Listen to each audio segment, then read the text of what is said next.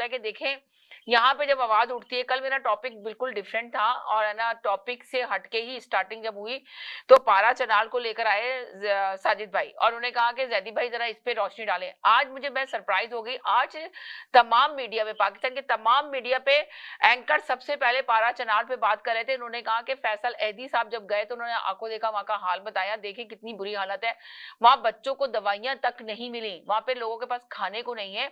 आप अंदाजा लगाएं, दवाइयां, नमूनिया हो जाता है, नमूनिया जब किसी को हो जाता है तो वो ठीक भी होता है, दवाई मिलती है ना, मेडिसिन दी जाती है तो ठीक हो जाता है। अब कहा जा रहा है कि नमूनिया से मारे गए। सवाल ये यहाँ पे ये है कि आप अली अमीन गंडापुर सो रहे हैं क्या? हुकूमत अली अमीन गंडापुर की क्या कर रही है, क्यों नहीं एक्शन ले रही? किसके कहने पे उन्होंने बिल्कुल आंखें बंद करके रखी हुई हैं? तो अब आप लोग जरूर बताइए कि आखिर कितना जुल्म हो रहा है, जुल्मों की इंतहा हो गई है। आप बिलीव करें कि अफसोस के साथ कहना पड़ रहा है कि इतना जुल्म, इतना कि लोगों की बेहिसी 24 नवंबर को किस तरह फायरिंग की गई, किस तरह लोगों की जाने गई। एक नमाज कंटेनर में पड़ा था, उस बंदे को उठा के नीचे फेंक दिया, सारी वीडियो आई है। आखिर ये लोग क्या कर रहे हैं? ऊपर से सिर्फ अपनी ही जंग लड़े चले जा रहे हैं। मुज़ाकरात अली जफर, बैरिस्टर अली जफर ने कहा कि बहुत मुश्किल से खान साहब को तैयार किया मुज़ाकरात करने के लिए और उनको राजी किया गया कि कौम के लिए और पाकिस्तान की बेहतरी के लिए जरूरी है कि मुज़ाकरात करें। अब वो राजी हुए, उन्होंने कमेटी बनाई तो हुकूमत मजाक उड़ा रही है। तो ऐसा लग रहा है कि हुकूमत अब मजाक उड़ा रही है मुज़ाकरात का उनका। तो क्या चाह रहे हैं कि मुल्क इसी तरह चलता रहे, इसी तरह एक दूसरे के ऊपर ताना तशनी करते रहें, इसी तरह एक दूसरे को नीचे गिराने की कोशिश करते रहें, मगर मुल्क जो है बस इसी तरह चलता रहेगा और कुछ भी उसमें बेहतरी नहीं आएगी ना।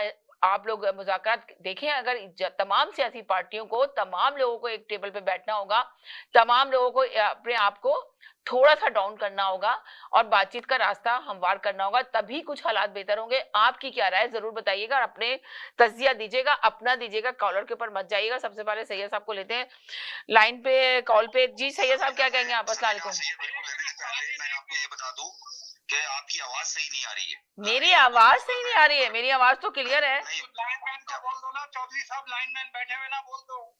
खर खर खर खर खर खर हो रहा है जब आप अभी आप अपना लाइनमैन बैठे हुए ना, चौधरी साहब। मेरी आवाज क्लियर नहीं आ रही। चले मैं देखती हूँ सिस्टम से, कहती हूँ आवाज क्लियर करें। तो अभी देखते हैं कि क्या है। जो मैंने अभी आपको इंट्रो दिया तो उसमें मेरी आवाज क्लियर। जैदी भाई आपको आवाज मेरी क्लियर आई या नहीं आई? आवाज आ रही है मगर बीच में कोड़ कोड़ कोड़ कोड़ कोड़ कोड़ ऐसा हो रहा है।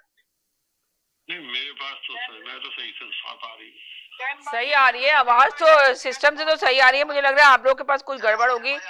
आप लोग सही बोलें तो ज्यादा बेहतर होगा। सही आ रही है ना, हम लोग की आवाज तो सही आ रही है। आप लोग की आवाज सही आ रही है मगर शोर अपनी तरफ से कम करें तो सबकी सही आएगी। जी बोले।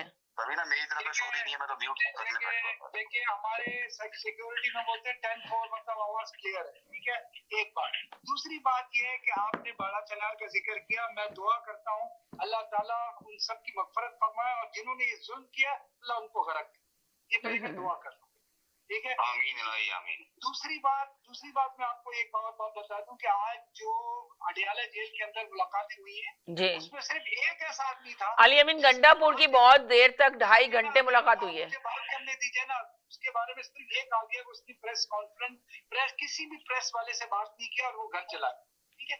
अब जब इमरान खान से लोगों ने बात किया तो उसमें सारे लोगों ने इमरान खान को ये कहा कि हमें गुफ्तगू करनी चाहिए, हमें ग्लोबल चेक करनी चाहिए, हमें बातचीत करनी चाहिए। जिसपे इमरान खान ने ये कहा कि बातचीत क्या किया जाए, बातचीत ये करूं कि मैं इनके सारे टर्म्स एंड कंडीशन मांग लूं और अपनी 3-4 बातें जो मुझे कही गई है उससे मैं पीछे हट जाऊं और जितने लोग मारे गए उस पर मैं खामोश हूं। एक बात। दूसरी बात, ये एक शख्स जिसको ये कहा गया है कि तुम 35 आदमियों का कत्ल अपने सर पर ले लो और जो है ना इसको तुम इल्जाम को अपने ऊपर ले लो कि ये तुम लोगों ने किया, जबकि वो शख्स जो है लाहौर के किसी अस्पताल में आंख का बहाना करा के ऑपरेशन करके लेटा हुआ है।